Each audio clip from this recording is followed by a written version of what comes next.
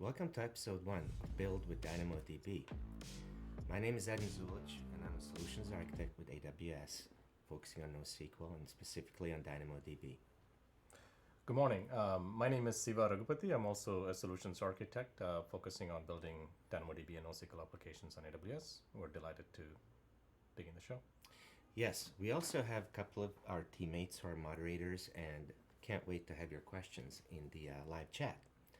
So we wanted to start a show where you'll be able to join us and learn about DynamoDB, new features, data modeling in NoSQL and DynamoDB, and building solutions in DynamoDB, and most of all, actually where you could come and ask questions about DynamoDB. We'll be doing this show weekly, so I think we expect to have a series of sessions where we can really dive deep into your questions and answer them and bring the experiences that we're going through with solving customer problems. And for today, we wanted to start with an introduction to DynamoDB. And if you look at the name, what's in the name? Look mono servers. For me, it goes back when I first started to use DynamoDB. Having spent quite a bit of time, years prior to that, working with NoSQL databases and having to configure, tune servers and clusters, one of the big breaks for me was being able to actually use a service that gives me what I need. It's a database service where I don't have to worry about configuring any servers. And not only that, it's cloud native, but it's also serverless, right? So if you log into DynamoDB console, you will see that there's no server configuration to worry about, to do. You just start creating tables. And not only that, but when we talk to people who are new to DynamoDB, one of the questions that often comes up is, where do I go to configure my servers? And the answer is you don't. There's no servers to configure. You start using DynamoDB by creating tables and basically storing data in the database, and you never have to worry about managing any of the servers or clusters. Cool. Now, why don't we go into some of the fundamentals of DynamoDB? But before then, do you want to actually go through some of the new features that we're all excited about with DynamoDB, or do you think we should just get into the fundamentals? Let's do that. Let's talk about some of the new features. We do want this to be a show for everybody, those who are new to DynamoDB, as well as those who are existing users.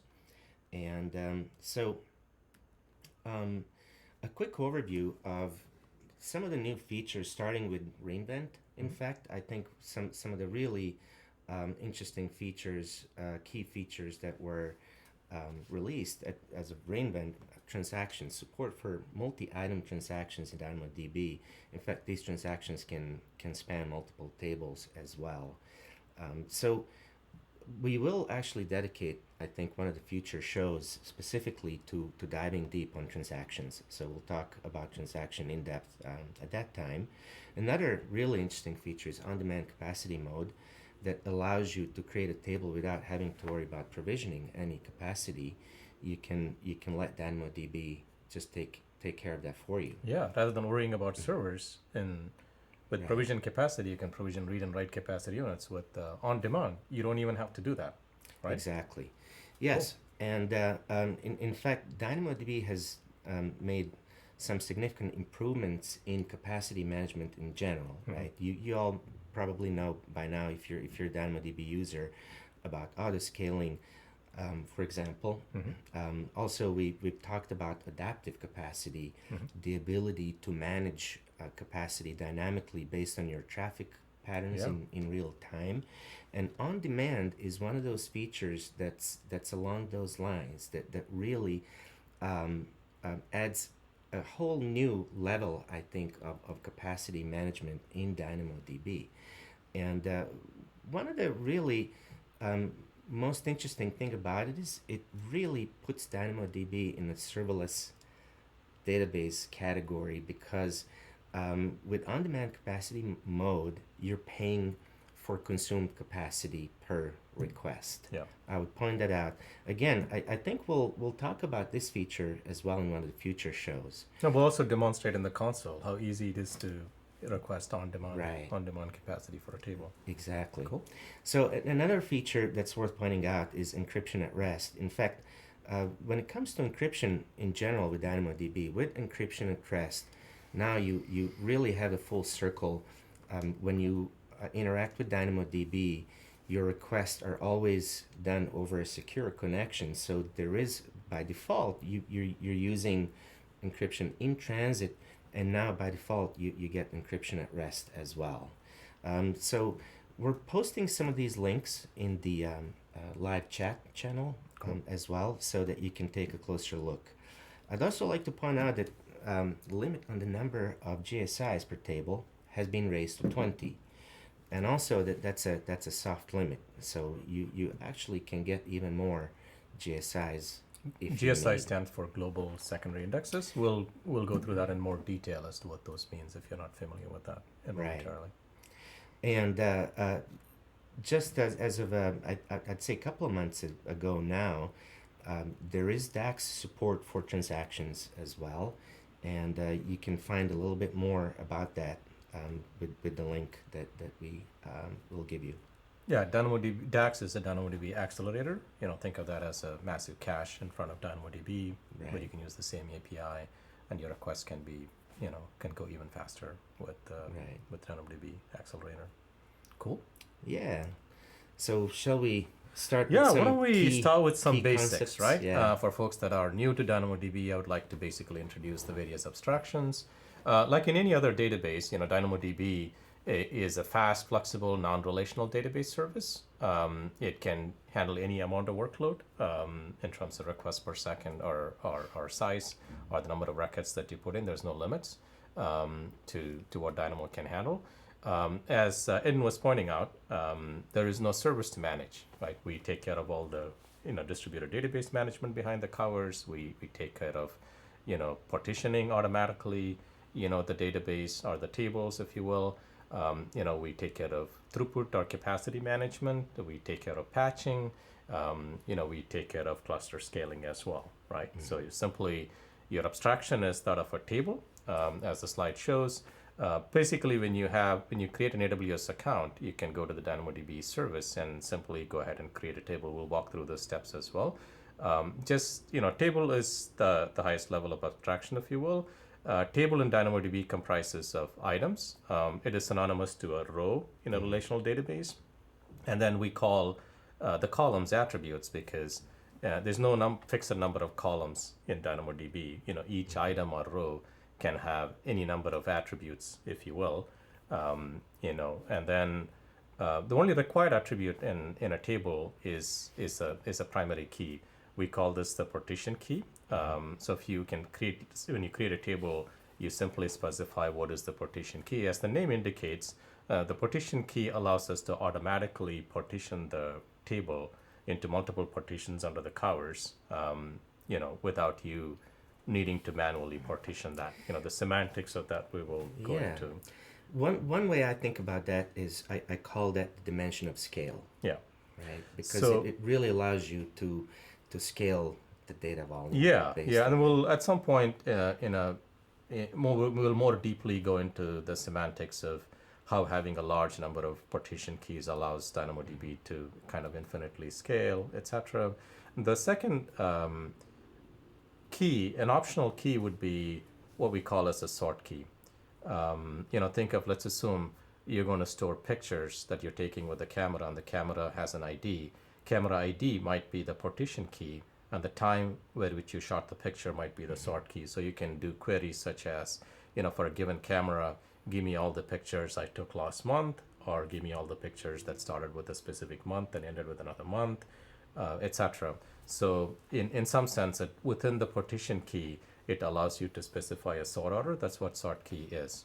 And then obviously these attributes can be of many data types. We have simple data types such as number, string, etc. that we'll go into more detail as we get into the details of a little bit later today. And also, the sort key allows you to model one-to-many relationships. Now, like the example that I walked through, if you take a picture with a camera, and then all the pictures that a camera took is maybe from a modeling perspective might be kind of a one-to-many relationship. In other words, one camera has multiple pictures, or one device has multiple events. So the sort key allows you to model that. Right. So on the right side, you also see what kind of various semantics you can apply to the sort key. For example, equal to for a given camera, give me all the records where the timestamp equals a specific value, less than, greater than, between, etc. And you can sort this, both ascending as well as descending by the sort key. And you can also ask for the top n number of values. Right. Well, shall we see what that looks like in the console? Absolutely. Let's just switch to the console and then see Right. how it plays out. So if I go to the AWS console and log in, Yeah. if I'm in a region where I don't have any DynamoDB tables created, this is the screen that I get. Mhm. And of course, I'll go ahead and create a table. And as you can see, I have to give my table a name. Let's just call it table 1. Primary key, I'll say ID. I have the option of adding a sort key, but we're going to keep it simple for this first example. I have 3 options for my type. It could be string, binary, or number. Let's just keep it as string type. And we're going to use all the default settings and create a DynamoDB table. So, of course, this request is received by the service, and the service is now creating the table. The table is here, and we can basically take a look at it. The overview of the table shows some details about it. One of them is stream details. So you can think of a stream as transaction log of all your changes to your data in the table. And in fact, the stream allows you to reliably deliver these changes and do something with them. One of the things that you can do is integrate with Lambda, so that Lambda service can consume stream updates. So all the changes that are taking place on a table, and do something with those changes. Yeah. It can, for example, stream them to another service. For example, if you need to stream data to Elasticsearch for search, it could do an aggregation of some kind, or something else. So these are some of the common patterns, and I think as we go on with our show, we will dive deep into some of these use cases. Cool. I want to take one question as it came along. Ramon KZ asked in the forum, anything to keep in mind when building for high availability redundancy? That's a great question. I think when you provision a DynamoDB table, in terms of high availability, we automatically, when you create a table, the table is automatically, we keep 3 copies of the data in 3 different availability zones or facilities. So your data is automatically highly available, and we keep multiple copies of this. Even if one copy dies or if the machine goes down, we automatically create another copy of this while the table is in use. So you don't see the downtime for your table. Great slide for that. Yeah, you have a great slide. Cool. I think we can just skip fast forward. Okay, well, why don't we explain the Yeah. availability and durability characteristics of DynamoDB? Right. Yeah. So if we're using DynamoDB, we're creating tables and storing data. Yeah. Here's an example where we're storing an order. We see a partition keys, order ID, we have a sort key and some other values. Yeah. So if we put this item into our table, customer orders table, under the hood, this is what DynamoDB might look like, right? There are 3 essentially internal availability zone maintained by the service itself, and the data is partitioned across potentially many partitions depending on the amount of data that you have, and also the throughput, right, that you might have configured for the table. So the service will hash your key. This is all happening under the hood, and find which partition that particular item goes to based on that value, and it'll essentially make 3 copies of data, so 1 in each availability zone.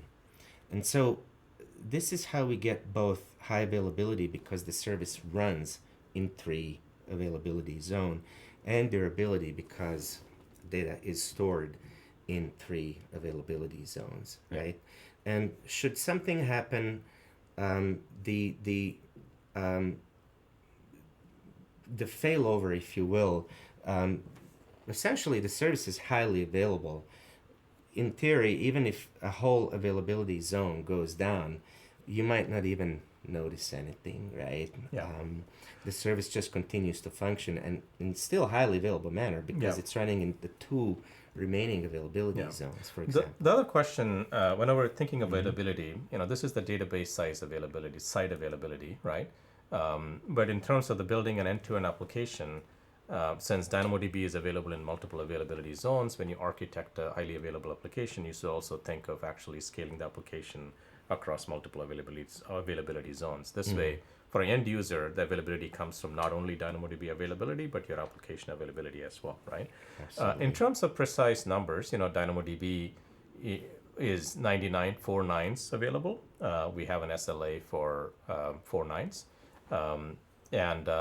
If you have global tables, it becomes 5 nines, right? 4 nines roughly is 52 minutes downtime per year, and 5 nines is about 5 minutes, per year, right? So that's kind of the, how it practically looks like. So DynamoDB is built in for high availability and durability. That's the short answer. So cool. So do you want to flip back to creating the tables and moving forward? Yeah. And Sierra mentioned global tables. Yeah. In another example, in a couple of minutes, maybe we'll show what that looks like. Wow. Cool. Yeah. So table details, right? We see our table name, partition key. We don't have a sort key here. Just a quick sort of rundown to explain what we have, what we're looking at here. Point in time recovery is disabled by default, but if you have production data in DynamoDB, you should absolutely enable point in time recovery, which allows you to recover to any point in time for the past 35 days.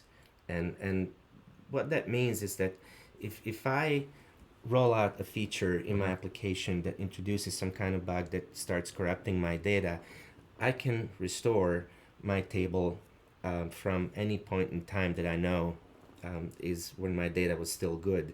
And then my data will be restored to a new table, restored table, and I can get the data from the table and apply it to my production table. Right. So that's one feature that's fairly new, but it's been around for a while. So if you're not using point-in-time recovery for your production data, we would encourage you to start using it and turn it on. Encryption, by default, your data is encrypted. There are a couple of options there, and I think at some point we'll talk a little bit more about encryption in DynamoDB. Time to live is a feature that allows you to manage your data in DynamoDB and have the service expire the data for you when you don't need it anymore. Yeah. So what that means is that you can set an attribute that tells DynamoDB when to expire your item, and when that happens, DynamoDB deletes it for you without consuming your write capacity.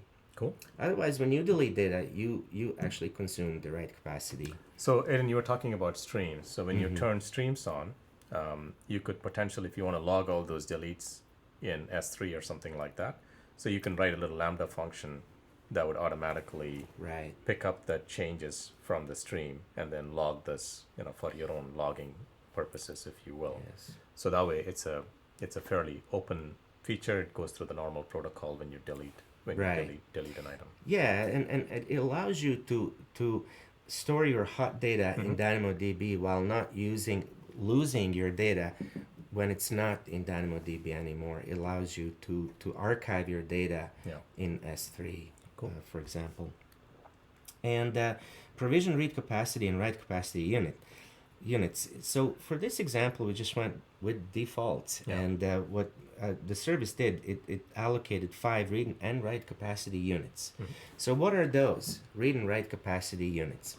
So this is one key difference, I think, with DynamoDB, right? From the databases that I was used to before starting to use DynamoDB, when I dealt with clusters that I had to manage on my own. With DynamoDB, you think about capacity in terms of read and write requests, basically. Write capacity unit is 1 kilobyte in size. So if you're writing items that are 1 kilobyte in size and or less, each write for such an item will consume one write capacity unit. Read capacity units are 4 kilobytes in size, and so reading items of that size will consume one read capacity units. If an item is 16 or 15 kilobyte in size, reading that item will consume 4 read capacity units. We'll also talk about strong and eventual consistency at some point. Yep. But let's just keep going. So we have this table, and one of the tabs shows us items. We don't have any items, so let's create an item in the console. Cool. Let's just give it a simple value, and here we can add another attribute to this item. And if we look at this, we see several. We see all the types that are available, string, binary, number, and so on. One thing you'll notice is that there's no date type, and for dates you can use a number or a string. Yep. And if you do want to use the TTL feature, then it has to be a number, and it has to be Unix epoch value that represents a time and date in the future when you want that item to expire. Cool. String is also a valid option for date values, except for TTL. But if it's just a date that's not a TTL field, you can use a string and still take advantage of the ability to sort if you decide that you need to have that value as a sort key either in a table or in a GSI. So if you're using ISO, what is it, 8061, I think, standard to encode those strings in dates in strings, then you can take advantage of the ability of the sort key to sort those for you. And that's a fairly common pattern. So if you basically arrange your data as, year, month, date, etc., so you could say, give me all the records starting with a certain month if it is part of the sort key, for example. Right. So we just created an item, and I can create another item by maybe duplicating this one so that we can have a couple of items. And let's say item number 2. Yeah. The console API is pretty straightforward and simple. It allows us to do a couple of operations. We can scan the table, which is what's going on right now with our data. The console is using the scan to show us the data in the table. We can also query. You'll notice that with the query API, I always have to specify the partition key in DynamoDB. And that's by design. With DynamoDB, your access is most of the time, I was going to say always based on partition key, but we do have a scan operation. Yeah. But if you really need to focus on item operations, partition key is always required, whether it's a put item, get item, or query operation. So in this case, I'm simply going to query for the record that has the partition key, which in this case is also the primary key, 2. And here we go. Now we get the value of that record. So some of the other things that you can get in console, metrics. Yeah.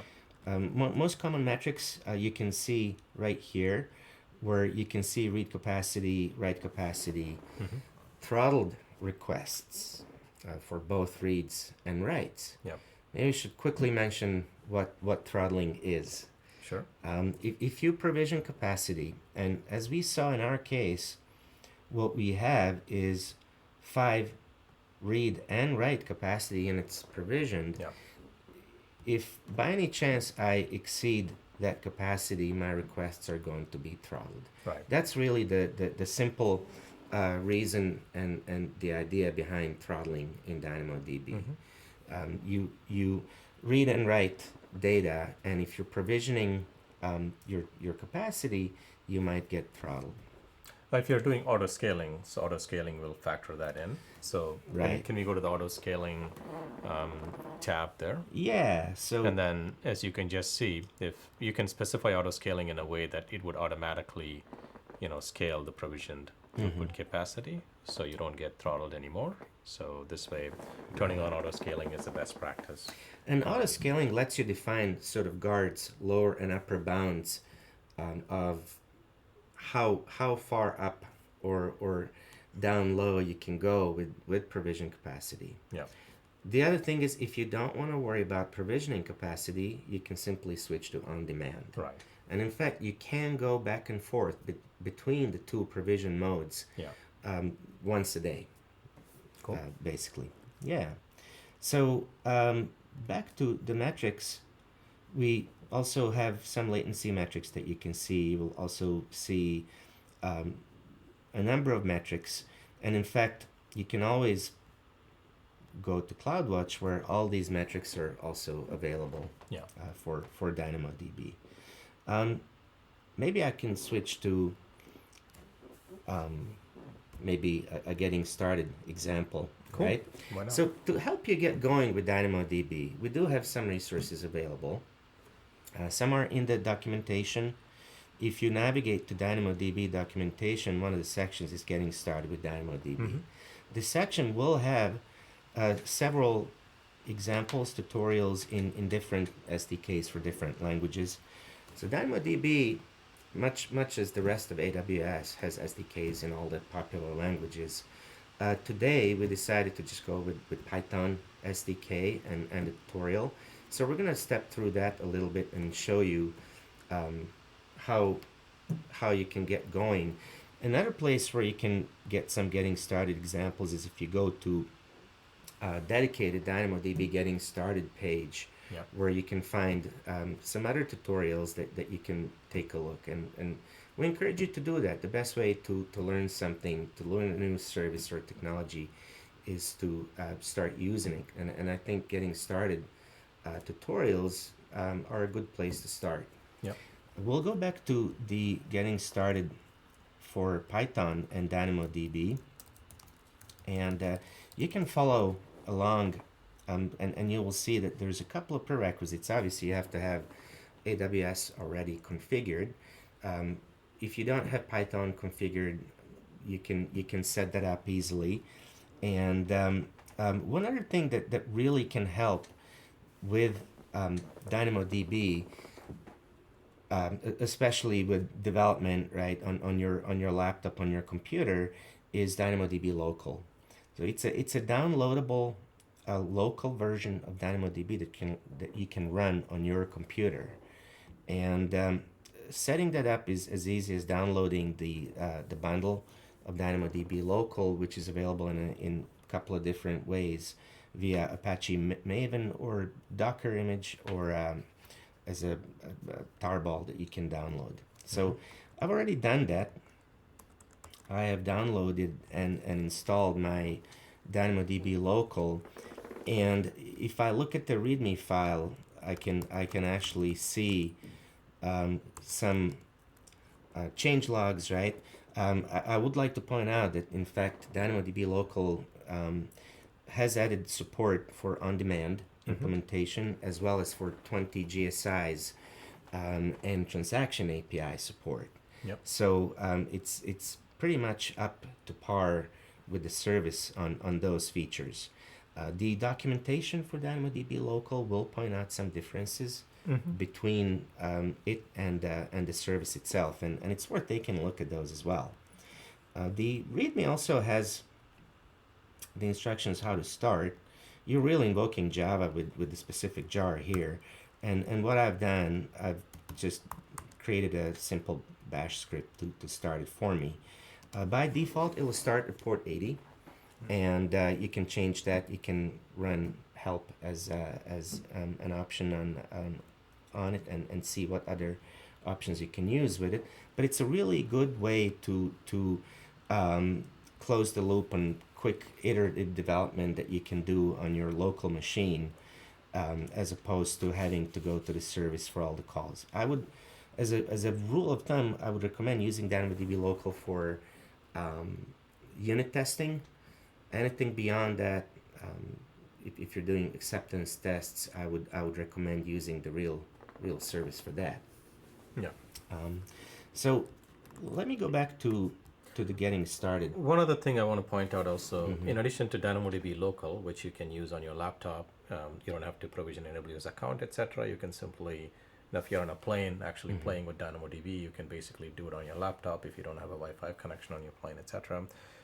People use it for unit testing as well Right. with Dynamo. The other thing is DynamoDB also has a free tier, right? So if you search on Amazon DynamoDB free tier, you'll see that you can put about 25 gigabytes of data, provision 25 write and 25 read capacity units, Right. and then play with this as well. So don't be shy actually playing with DynamoDB. I think the more you hands-on you get, the better feel for how to Right. build your app you'll have. So by default, when you create a table, you will see that it sets that capacity to 5 read and Yeah. 5 write. Yeah. So that's well under the free tier. Yes. And in fact, within the free tier, you can do over 2 million reads and Yeah. 2 million writes a day. Yeah. So that's not insignificant. Yeah. I mean, So you can comfortably model your scenario, obviously within the scope of the free tier, Right. and then get a feel for DynamoDB as well. So feel free to take it for a spin. Cool. right. So we covered a little bit about the DynamoDB Local. So if we get into the example itself, the idea here is that you go through these steps. The first step is creating a table, and you can copy and paste the code. If you don't like it in a light background, you can get a dark background, and go back to the shell or your favorite editor. I sometimes use Atom, and in fact I copied and pasted that code into this file. I actually did make some modifications to it. So this is one of them.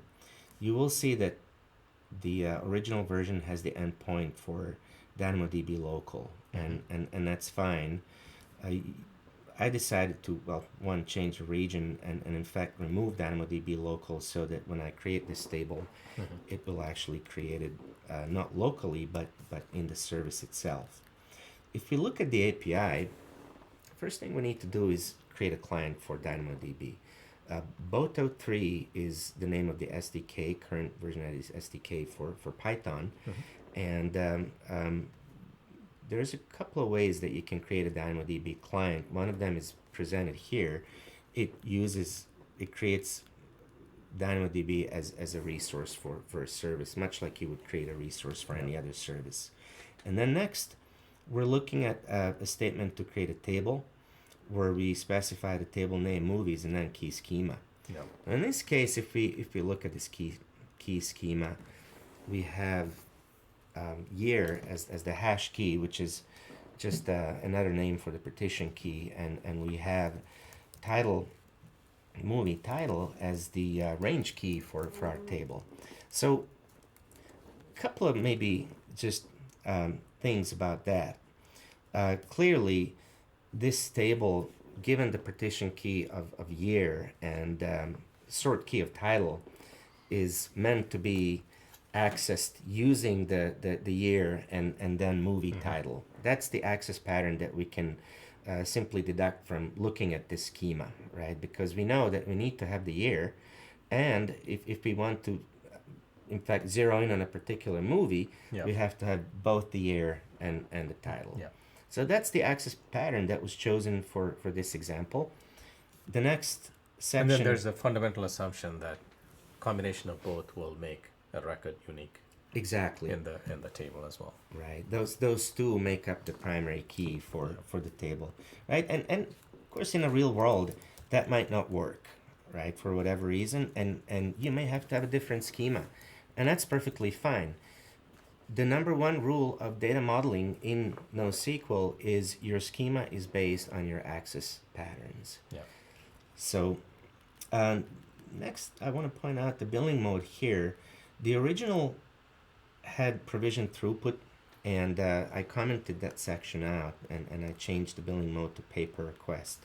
So in other words, this table will use on-demand capacity mode. So the option for that is billing mode, pay per request. Yep.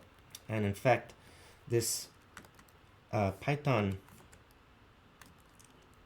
script will allow us to create this table, and let's run it and see what happens. So what DynamoDB does is sets the table status to creating as it creates the table. And if we switch back to console, we should be able to see a new table here pretty quickly. And that's not going to be...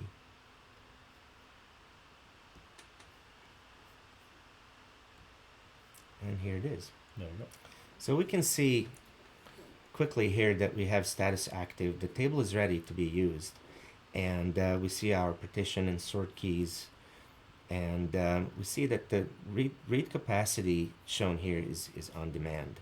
You ask for pay-per-view, and then that translates to on-demand capacity. Right, cool. That's right. So next, how about we create, you mentioned global tables earlier. Yeah. And let's see what that looks like. Yeah, you want to convert this to a global table? I was thinking I would just create a new table. Cool. Yeah. Let's create a new table. It's called table 2. And we're going to keep it simple again. We're not going to mess with any... Actually, if we don't want to use default settings, we can uncheck that option, and this is what happens, right? Yeah. We have the ability to set our read and write capacity independently if you'd like to, and configure it for autoscaling independently as well. Or we could just say, let's create this table on demand. Cool. We also have a couple of options here for encryption at rest. I think we can just keep that the default option. Yeah. And so this table, again, is being created. And once this table is created, we'll go on to add replicas and specify additional regions where we would like to have this table, so that, in fact, with global tables, we simply have the ability to see data replicate from all these regions to one another. Yep. And here we go. There's a global tables tab. It tells us right up front that this table has to be empty and DynamoDB streams have to be enabled. So we're just going to enable streams, and now we can add a region. So we see the list of regions that are available. So I think currently global tables are supported in 11 regions. When the service came out, that was only 5 regions. Cool. Or when the global table service, I should say, or feature came out, right? It supported 5 regions initially. Now that's up to 11. Yeah. So you can see the trend. Let's pick EU Frankfurt region. Yep. And DynamoDB is creating replica table of this table in the Frankfurt region. And we can click on Go To Table in the console, and it'll open another console window in the Frankfurt region where we can see this table.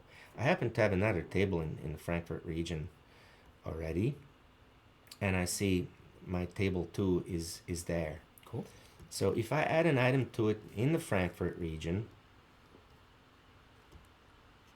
So this is, let's see, this is Multimaster as well, is what you're trying to say. Yes. So there is no difference between these regions at all. Yeah. Right? Creating an item in any of the regions that are part of the global table will basically make that item go to all the other replicas for that table. I don't believe you. You don't have to believe me. You can also say... I'm just joking. Let's go see what happened in another region. Let's see. So one thing that you'll notice is, okay, we're going to close this and see if there are any items. And here we go.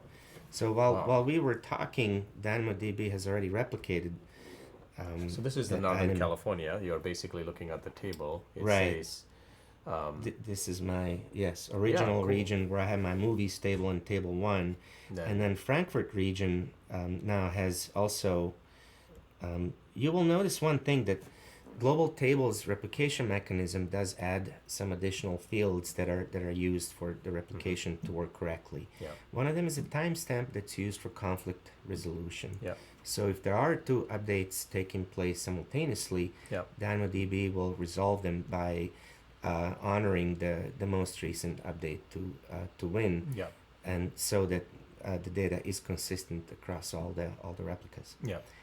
And I was going to say something else about you also have like streams in each region, so you could potentially write a Lambda, application and hook up to the stream in a specific region and do whatever is the region specific, thing you may want to do, right? Yeah.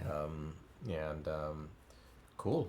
That is. Can you add another region as well to this? Absolutely.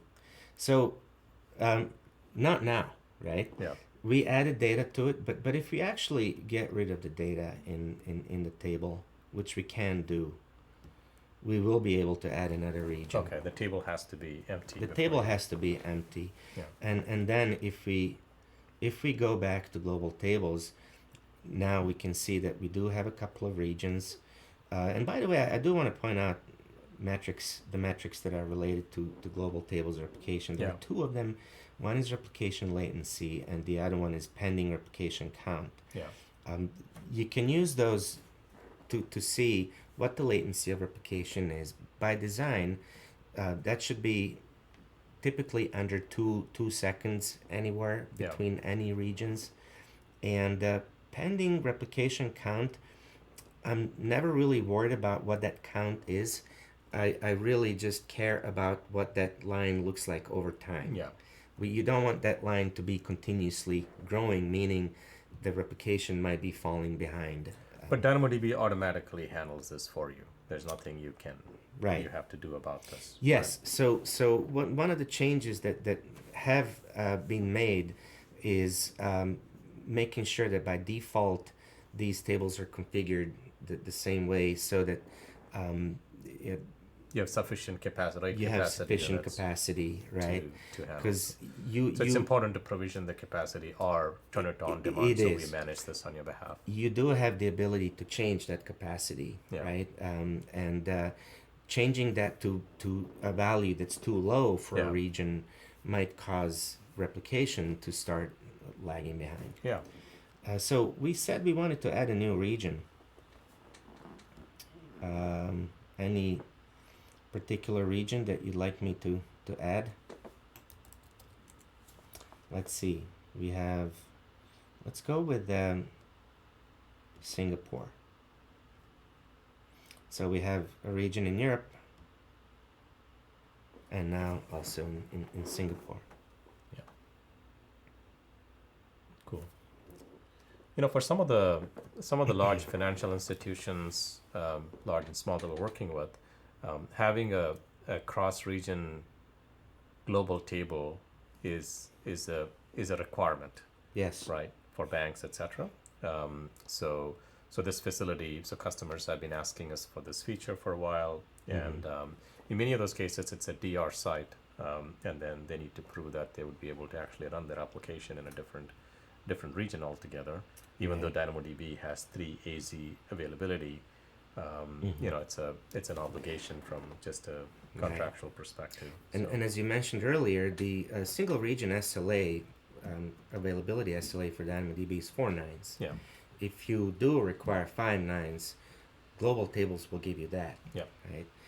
The amazing thing with global tables is how easy it is to just replicate your data between multiple regions. So you don't have to deal with setting replication. You don't have to deal with setting quorum across your regions and ensuring your write really happened over there, and then getting network bandwidth between data centers. All of this is automatically handled by by DynamoDB. And when I dealt with these use cases, we used to call WAN replication Yeah. back in the day, and in fact, financial institutions were Yeah. really the customers, the users, right, of that feature. You always had to really custom tailor and plan for capacity for each application. Yeah. And based on traffic, how how much capacity do I need for my replication Right. queue, Right. right? And how do I deliver data, and all that stuff. It's not easy, Yeah. right? And with DynamoDB, you can really simplify the whole process of replicating your data, whether it's for DR or Yeah. simply active. Yeah, and then Right. latency-based routing is another phenomenon. In many cases, when you are building ad bidding systems, how quickly you answer the bid is going to be super important for latency-sensitive applications. So the West Coast can go after the West Coast DynamoDB table, East Coast could go after the East Coast DynamoDB replica, if you will, or global table. That way, it makes you building super latency-sensitive or mission-critical applications very easy with global tables. Right. One thing that I just realized is while we were talking about this, I realized that we never really talked about some of the basic key aspects of the global secondary Yeah, I was indexes gonna in, switch in to that. DynamoDB. We got all carried away with global tables, as Yeah. rightly so, because it's a great feature. So why don't we go back to the fundamentals a little bit? Before we get there, there was a question that Ramon Key Z asked. Apparently, the situation would be doing transactions across multiple data stores. Would be like DynamoDB and S3. The question is, hey, I do this in a commonly, I have to deal with somewhat of a garbage collection, etc. Will DynamoDB transactions, is there any plans for supporting cross service transactions?